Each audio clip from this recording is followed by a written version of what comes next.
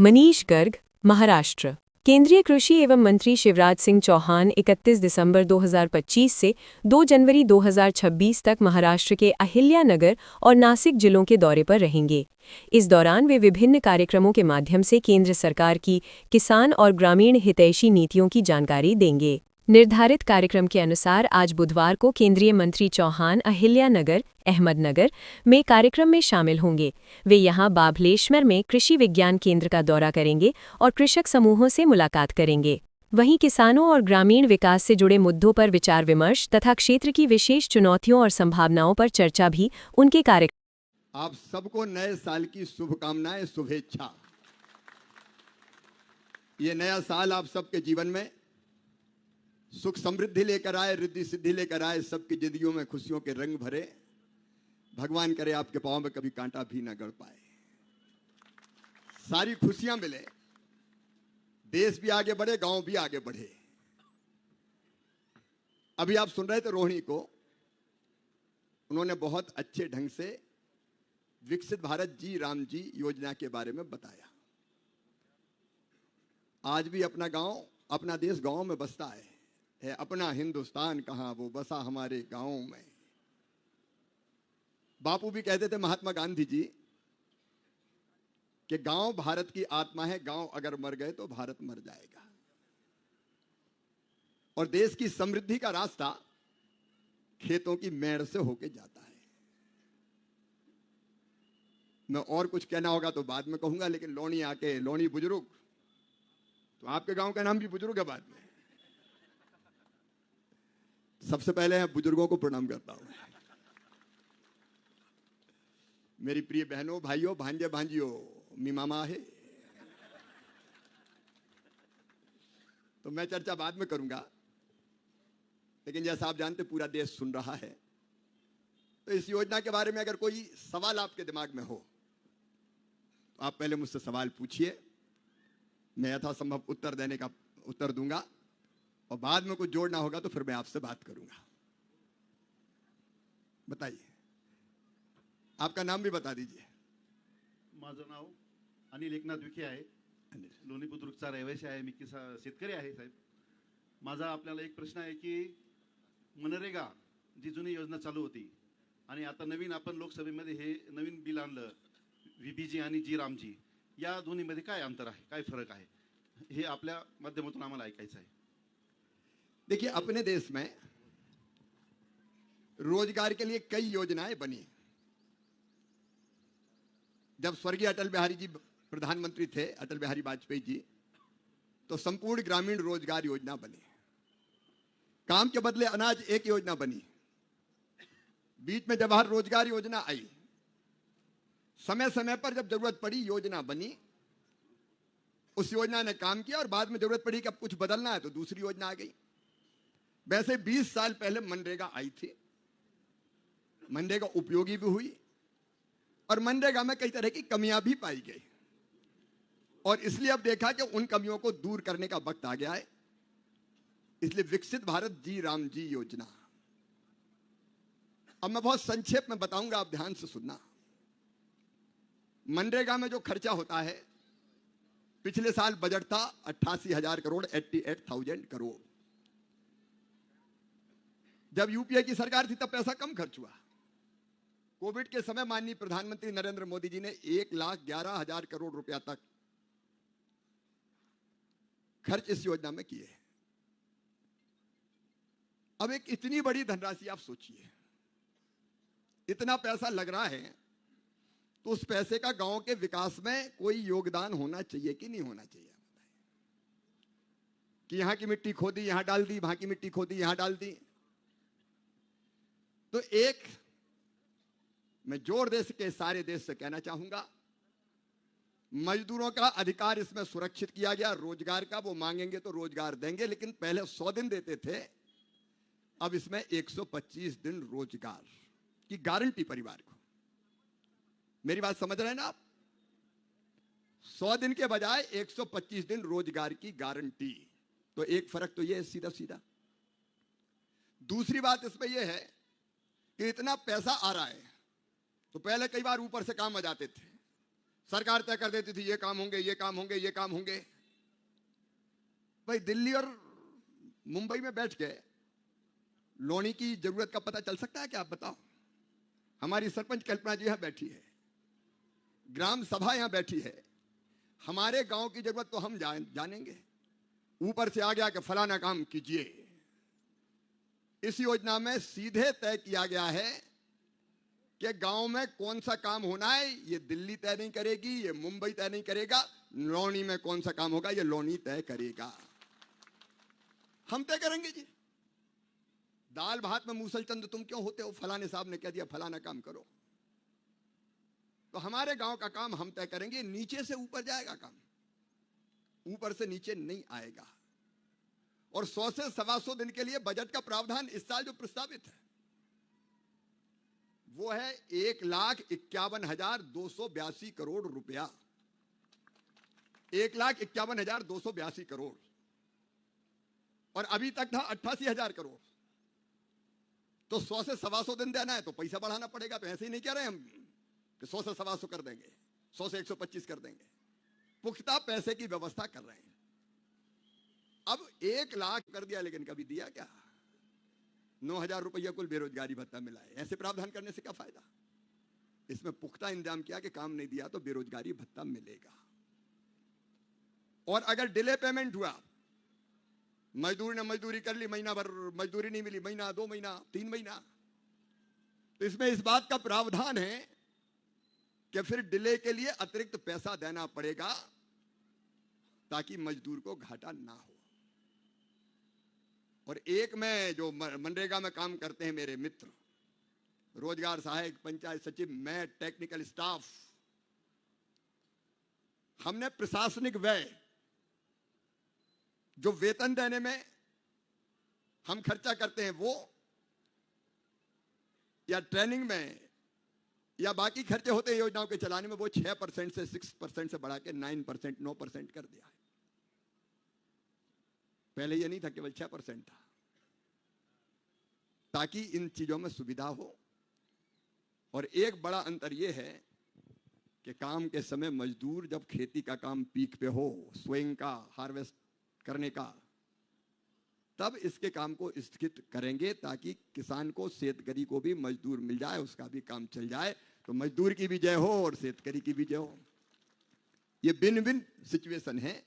ऐसे अनेकों प्रावधान इसमें मनरेगा के से हटके किए हैं ताकि योजना और बेहतर बने। हाँ बहन जी। माझं नाव पूनम बर्डे।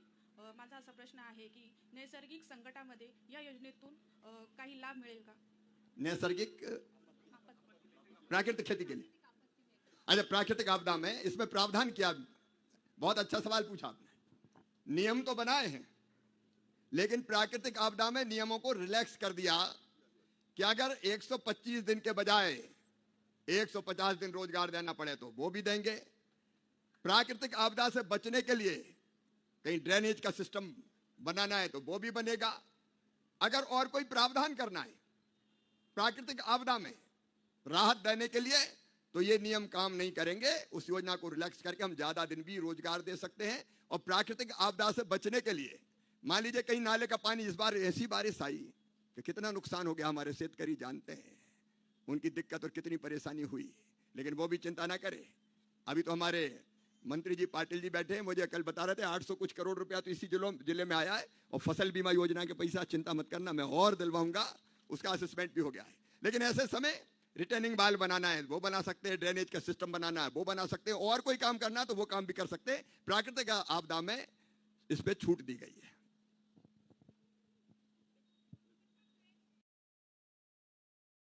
मध्य प्रदेश में लाडली बहना, महाराष्ट्र में लाड़की बहना।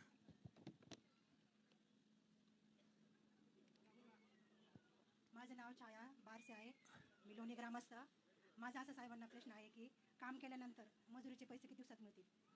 मजदूरी कितने दिन में मिलेगा? 1 सप्ताह के अंदर, विद इन 1 वीक, 1 सप्ताह में मजदूरी मिलनी चाहिए, ये प्रावधान है। और 15 दिन में मजदूरी अगर नहीं दी तो 0.05% अतिरिक्त मजदूरी देनी पड़ेगी। फिर तो ये बोझ भी डाल दिया कि ब्याज भी देना पड़ेगा। मजदूरी डिले हुई तो पहले कुछ नहीं मिलता था, अब उसके बदले पैसा देना पड़ेगा देर की। तो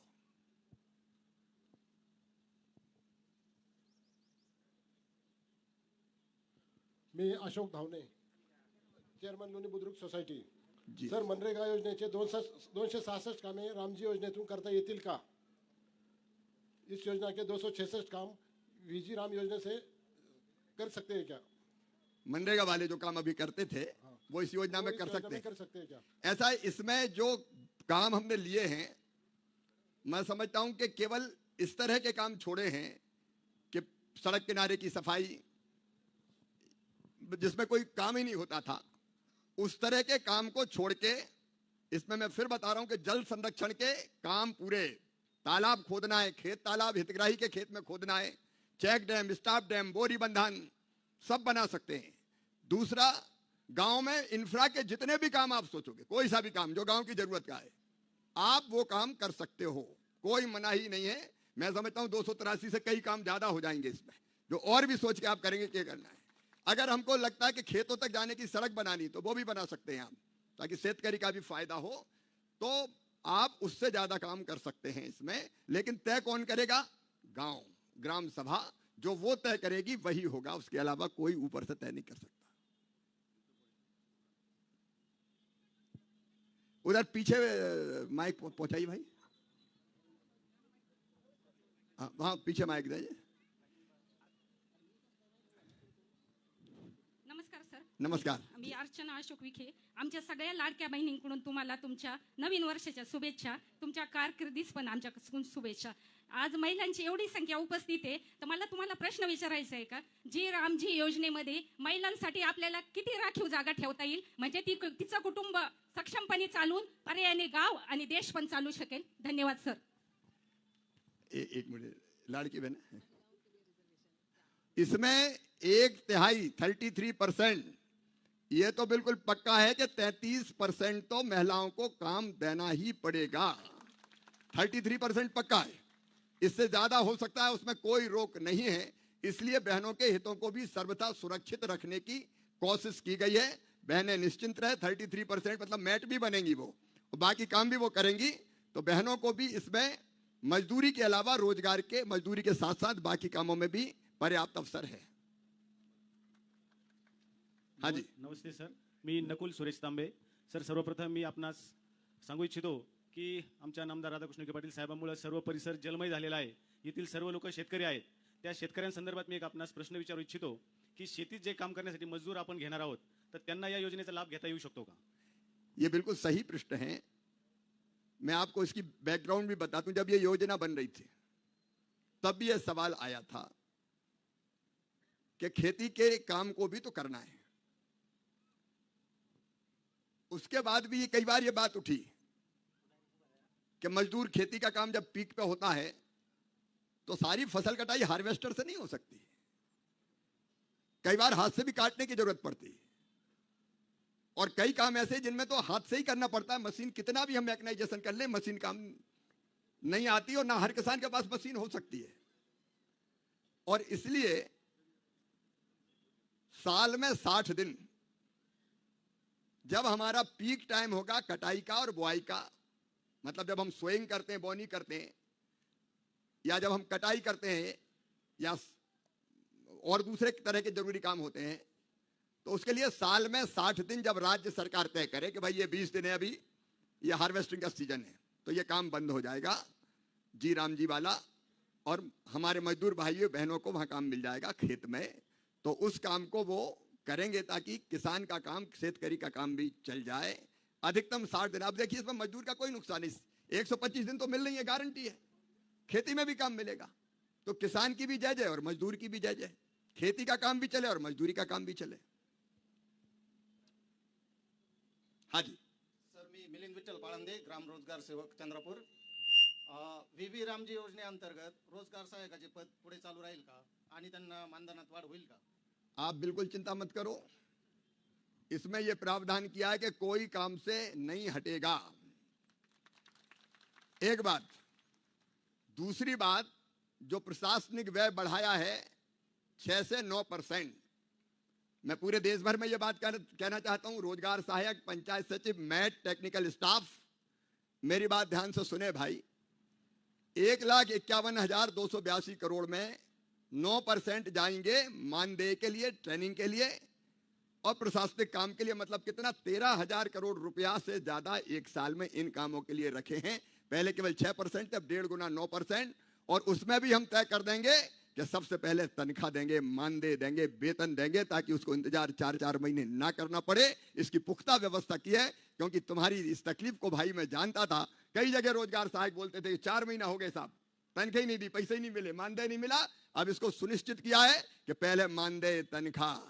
साहब की गाड़ी बाद में चलेगी नहीं तो साहब गाड़ियों में ही खर्चा कर दे, तनख्वाह मिले ही नहीं पूरी, ये नहीं होगा। इसमें हमारे छोटे कर्मचारी के हितों को सुरक्षित कर दिया गया है। कोई नहीं हटेगा, डंके की चोट काम करोगे, चिंता मत करो। मी विकास म्हस्के. मला जर काम मागितलं आणि ते वेळेत भेटलं नाही तर बेरोजगार भत्ता मिळेल का? इसमें पहले जो योजना थी मनरेगा, उसमें बेरोजगारी भत्ते की बात लिख तो दी गई, लेकिन उसके लिए कोई प्रभावी प्रावधान नहीं थे। इसमें यह सुनिश्चित कर दिया है कि मांगने पर, और काम भी मांगेंगे तो लिख के देंगे काम, और आप काम मांगेंगे तो ऑन रिकॉर्ड होगा वो, और वो रिकॉर्ड केवल पंचायत में नहीं होगा, वो रिकॉर्ड जिले में भी होगा, और वो रिकॉर्ड प्रदेश में भी होगा, राज्य में, और वो रिकॉर्ड रोहिणी भी देखेगी दिल्ली में बैठ के। ये हमारी अभी अफसर है वहां के, तो वहां भी देखेगा। तो आपने ऑन रिकॉर्ड काम मांगा, रिकॉर्ड हो गया। उसके बाद अगर काम नहीं दिया तो बेरोजगारी भत्ता देना ही पड़ेगा। मला वाटतं बरेच प्रश्न उत्तर झालेत। तो सर मैं आपका बहुत आभारी हूँ। हमारे काफ़ी लोगों की जो आशंका थी आपने उसका निरसन किया है। तर यांचा मुद्दाम साहेब आदरणीय मंत्री महोदयांचा परिचय मला सांगितला राहून गेला। ते आपल्या मध्य प्रदेशचे 4 वेळा मुख्यमंत्री राहिलेले आहेत, एक वरिष्ठ नेता आहेत। आज इतक्या मोकळेपणानं केंद्रीय मंत्री आपल्या गावात येऊन आपल्याशी वार्ता करतो, कधी आपण पाहिलं काय? आणि किती भूषणाव गोष्ट आहे। आणि म्हणून मी पुन्हा एकदा गावकऱ्यांच्या वतीने त्यांना त्यांचं मनापासून अभिनंदन करतो। एकदा आमच्या महिला भगिनींनी जरा टाळ्याचा कडकड करा ना आपल्या लाडक्या बहिणींनी जरा। मी आता आदरणीय केंद्रीय मंत्री महोदयांना विनंती करतो की त्यांनी आपल्याला संबोधित करावं। इस विशेष ग्राम सभा को संबोधित करेंगे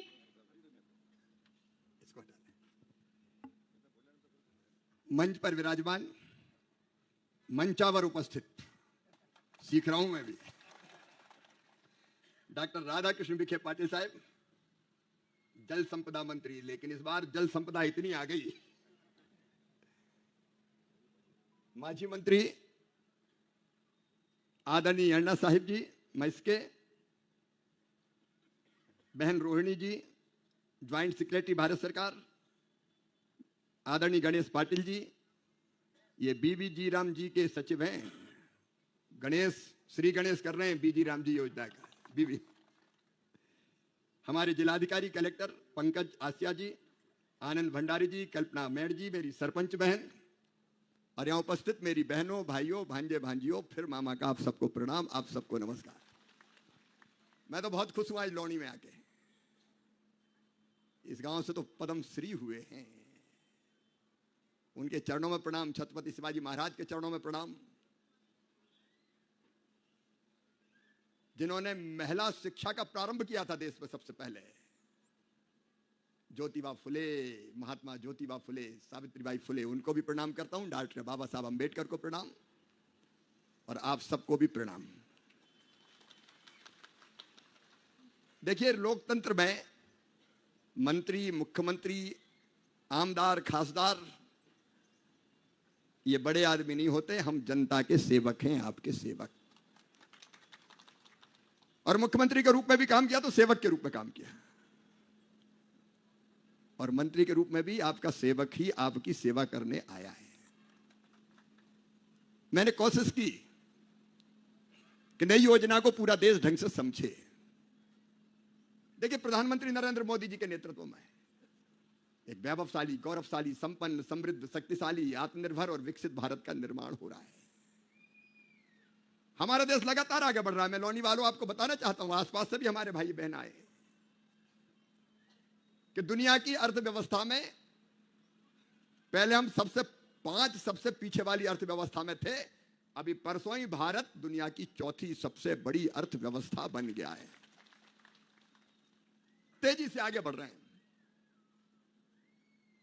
लेकिन बिना किसान के भारत का विकास नहीं हो सकता। बिना गरीब के कल्याण के भारत का कल्याण नहीं हो सकता। बिना बहनों के कल्याण के भी भारत का कल्याण नहीं हो सकता। भारत का विकास करना तो गांव का विकास करना ही पड़ेगा। विकसित गांव जरूरी है। योजनाएं कई है। आज मेरी इतनी बड़ी संख्या में बहनें बैठी है। मैं अपनी बहनों में ही देवी मां के दर्शन करता हूं। मध्य प्रदेश में कोई भी कार्यक्रम मुख्यमंत्री रहते हुए मैं बेटी की पूजा करके शुरू करता था। यत्र नार्यस्तु पूजन्ते रमन्ते तत्र देवता। देवता वहीं निवास करेंगे जहां मां, बहन और बेटी को मान सम्मान और इज्जत की नजर से देखा जाएगा। और अभी भी मैं कह रहा हूं कि ये लाड़की बहना तो है, लेकिन लखपति दीदी बनाना है। अभी अपने महाराष्ट्र में कितनी लखपति दीदी हुई है?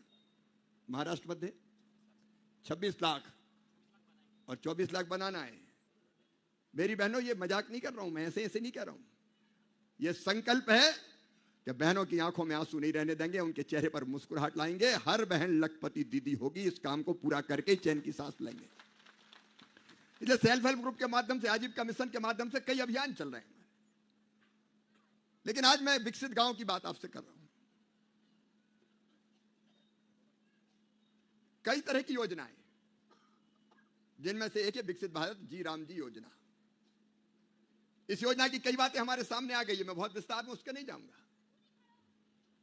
इतनी बड़ी राशि का, जो मैंने कहा 2,86,000 में 8 लाख करोड़ बांटे, तो एक पंचायत के हिस्से में कितने आएंगे? गणित में कौन तेज है बताएं मुझे जरा। आप कल्पना कीजिए कितना पैसा आएगा। यह पैसा पानी में नहीं जाना चाहिए भाई। इस पैसे से परमानेंट असेट क्रिएट होना चाहिए, ताकि हम गांव की सूरत बदल रहे। लेकिन केवल एक योजना से नहीं, विकसित भारत जी राम जी योजना में तय किया कि बाकी योजनाओं का कन्वर्जेंस करना है। मतलब कृषि की, ग्रामीण विकास की, पशुपालन की, मछली पालन की, कोऑपरेटिव की, कई योजना को कन्वर्जेंस करके हम गांव बदलना चाहते हैं। हम ऐसा गांव चाहते हैं जो गरीबी मुक्त हो, स्वावलंबी गांव जो अपने पांव पर खड़ा हो, गांव की जरूरत गांव में पूरी होती हो, जहां हर किसी को रोजगार मिले। और मेरे शेतकरी भाई और बहनों, आपकी आमदनी भी बढ़े। और वो अकेली फसल से नहीं बढ़ सकती। अगर जमीन का छोटा टुकड़ा है तो इंटीग्रेटेड फार्मिंग हम करेंगे, जिसमें खेती के साथ कई चीजें जोड़ के, पशुपालन, बकरी पालन, मधुमक्खी पालन, मछली पालन, कृषि वानिकी, प्रोसेसिंग की गतिविधियां, आपकी आमदनी बढ़नी चाहिए। तो इस योजना में भी कन्वर्जेंस करेंगे। कितना हिसाब लगा क्या? इसमें लगभग 3 करोड़ के आसपास एक गांव के हिस्से में आएगा। मैंने इसलिए हिसाब लगवाया। आप बताओ, अगर एक गांव में 3 करोड़ ईमानदारी से खर्च हो गए तो गांव बदल जाएगा कि नहीं बदल जाएगा? ईमानदारी से गांव बदल जाएगा। तो हमको रोजगार भी देना है और गांव भी बदलना है। और बाकी योजनाएं कन्वर्जेंस करके गांव की गरीबी भी दूर करना है। गरीबी मुक्त गांव, रोजगार युक्त गांव, संपूर्ण विकसित गांव, मोदी जी के नेतृत्व में यह हमारा लक्ष्य है और इसको हम पूरा करके ही रहेंगे आपके सहयोग से। इसलिए विकसित भारत जी राम जी योजना आई। पैसे का पूरा उपयोग, काम जमीन पे आप तय करेंगे कौन सा काम तय करना है। और पहले तो पता होता था कि कई जगह, मैं यहां की बात नहीं कर रहा, लेकिन मैं आश्चर्यचकित रह गया कि एक ही काम में मनरेगा में बोले 1 साल फिर सड़क बनाई, फिर दूसरे साल वही मट्टी डाल दी, तीसरे साल फिर मट्टी डल गई, पैसा खत्म। यह पैसा केवल खाने के लिए रहेगा। पीएम गति शक्ति और टेक्नोलॉजी का उपयोग इसलिए तो उसमें दिल्ली में भी दिख जाएगा गांव में कौन कौन से काम हो चुके हैं। एक सड़क बन गई तो दोबारा काय को बनेगी? वही बननी चाहिए तो पक्की ऐसी बननी चाहिए कि फिर कई साल तक वो चले।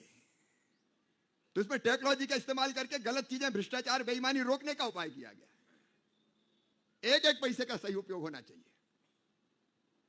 आजीविका मूलक गतिविधियां जैसे बहनें ही बैठी है, इनको अगर हमको ट्रेनिंग देना है, दूसरी कई चीजें करना है, तो कन्वर्जेंस करके वो भी हम करेंगे। मार्केटिंग ब्रांडिंग चीजों की वो भी हम कर सकते हैं। खेती के काम के लिए आपको खेत में तालाब चाहिए या और कोई जरूरत है, वो पूरी हो सकती है, लेकिन गलत काम नहीं होने देंगे। बताओ ये बात सही है कि नहीं? जोर से बताओ ना। क्यों पैसा पानी में थोड़ी जाने जाए भाई, आपकी तो पैसा है, ये आपका पैसा है, टैक्स जो आप जमा करते हैं उसी से तो ये पैसा आता है। इसलिए इसमें टेक्नोलॉजी का उपयोग किया है कि भाई बेईमानी नहीं चलेगी, जो काम हो जमीन पे दिखना चाहिए। और इसलिए गांव में जब गांव तय करेगा तो गांव देखेगा कि बना कि नहीं बना, और वीकली डिस्क्लोजर होगा तो पता चल जाएगा कि कितने मजदूर लगे, कितना काम हुआ, कैसा काम हुआ, वो गांव वाले देखेंगे। और नहीं अभी तक तो अंधा बांटे रेवड़ी चीन चीन के दे, कोई को पता ही नहीं और हो गया काम। तो इसलिए इस योजना को लेके आए, तकनीकी का इस्तेमाल करके। बाकी चीजें मैंने विस्तार से बताई है कि हमारे मनरेगा कर्मी जो थे वो बिल्कुल सुरक्षित रहेंगे। अब तो वो जी राम जी के कर्मचारी रहेंगे जी। तनख्वाह के लिए ज्यादा पैसा आएगा, खेती के लिए विशेष व्यवस्था की गई है। तो हर दृष्टि से अगर ये देखें तो ये योजना हमारी जिंदगी बदलने वाली है, हमारे गांव की तस्वीर और वहां की जनता की तकदीर बदलने वाली है। और मोदी है तो मुमकिन है, मैं कहता हूं। इसी मेहनत और ईमानदारी से काम करेंगे। आज मैं सारे देशवासियों को लौणी बुजुर्ग की इस पवित्र धरा से कह रहा हूं, ये विकसित भारत जी राम जी योजना आपके गांव के विकास के लिए, मजदूर को रोजगार देने के लिए, किसान को राहत देने के लिए सचमुच में ब्रह्मास्त्र साबित होगी। और इसलिए मेरी सबसे निवेदन है, अपील है कि पूरी मेहनत और ईमानदारी से इस योजना के साथ खड़े हो। ये कई लोग भ्रम फैला रहे हैं, विरोध कर रहे हैं। कोई भी अच्छा काम करते हैं बदलाव तो विरोध होता है, और योजना बंद हो जाएगी। कैसे बंद हो जाएगी? कानून बनाइए, कानून पार्लियामेंट में कानून बनाए। पार्लियामेंट का बना हुआ कानून पूरा करने के लिए केंद्र और राज्य सरकार की प्रतिबद्धता है, करेंगे ही, करना ही पड़ेगा, कोई इससे बच नहीं सकता। तो ना ये योजना बंद होगी, लगातार और बेहतर तरीके से चलेगी। 125 दिन का रोजगार भी देगी, गांव का विकास भी करेगी, और कन्वर्जेंस करके रोजगार के कई नए अवसर प्रदान करेगी, और किसानों का अलग फायदा है इसमें। इसलिए मेरी बहनों भाइयों, मैं आप सबको देश भर में अपील करता हूं, जिला पंचायत हो, जनपद हो, सरपंच हो, पंच हो, गांव की जनता हो, ग्राम सभा हो, हमारे कर्मचारी साथियों, आइए सब एक साथ आए और ये तय करें कि इस नई योजना विकसित भारत जी राम जी योजना को हम सफल बनाएंगे, किसी के भ्रम और बहकावे में नहीं आएंगे। एक एक चीज खोल के मैंने आपके सामने रखी है, क्योंकि जिंदगी ना बदले तो अर्थ क्या है। आपके बीच आके मुझे सचमुच में बहुत अच्छा लगा है। आपको अच्छा लगा कि नहीं लगा? आपसे बात करके बहुत अच्छा लगा, और आगे भी आपकी सेवा के लिए तैयार रहूंगा। पाटिल साहब तो है ही, लेकिन मामा भी है। हम एक बार अगर किसी का साथ जोड़ते हैं तो फिर तोड़ते नहीं हैं। दिल्ली में 12 सफदरजंग रोड पर रहता हूं, बता के वहां भी आ सकते हो कभी। आपकी सेवा करके अपनी जिंदगी सार्थक करना, यह हमारे मानव जीवन का लक्ष्य है। जनता की सेवा ही तो भगवान की पूजा है। और नए साल में यह संकल्प करके ही मैं यहां से जा रहा हूं कि लाल किले की प्राचीर से हमारे प्रधानमंत्री जी ने कहा था, मैं 3 गुना ज्यादा और तेजी से काम करूंगा। तो हम भी कोई कसर नहीं छोड़ेंगे, जितनी ताकत लग सकती है बेहतर काम करने में आपकी सेवा के हम करेंगे, और अपने गांव को भी बेहतर से बेहतर बनाएंगे। किसान की हालत भी सुधारने का काम करेंगे। 2 बिल और किसान भाइयों को मैं बता देता हूं जो हम ला रहे हैं। एक, पेस्टिसाइड एक्ट बना रहे हैं। घटिया पेस्टिसाइड के कारण, नकली पेस्टिसाइड के कारण कई किसान तबाह और बर्बाद हो जाते हैं। मैंने कृषि मंत्री बन के देखा है कई जगह। ऐसी कंपनियों को हम छोड़ेंगे नहीं, कठोर कानून बना के ला रहे हैं। दूसरा, सीड एक्ट भी बना रहे हैं। बीज खरीद लाए, हो गई नहीं, अंकुरण नहीं हुआ, जर्मिनेशन नहीं हुआ, उस पर भी कठोरतम कार्रवाई की जाएगी। ये कानून ये बन गया विकसित भारत जी राम जी। अब बीज का कानून भी कठोर बनेगा, गलत बीज नहीं किसी भी कीमत पर। और तीसरे, यहाँ हार्टिकल्चर का काम काफी होता है, सब्जियों का, हार्टिकल्चर का। तो क्लीन प्लांट मिले हमारे किसानों को, इसलिए क्लीन प्लांट सेंटर 3 महाराष्ट्र में हम खोलने वाले हैं, जहां से रोग रहित पौधे मिलेंगे आपको। या कई जगह बैक्टीरिया वायरस, हाँ यहीं से लौनी से शुरू करेंगे पाटिल साहब, चिंता करने की जरूरत नहीं, अपन तो है ही इस काम के लिए। अच्छा काम हो सके, बेहतर सेवा कर सके, ये कोशिश रहेगी। आप सबको एक बार फिर से नए साल की बहुत बहुत शुभकामनाएं। ईश्वर आप सब पर कृपा और आशीर्वाद की वर्षा करे और हम लोग आपकी सेवा में लगे रहें। बहुत बहुत धन्यवाद। बोलिए भारत माता की, भारत माता की। नमस्कार दोस्तों, अगर आप रोज की ताज़ा और सच्ची खबरें सबसे पहले देखना चाहते हैं तो हमारे चैनल को अभी सब्सक्राइब कर लीजिए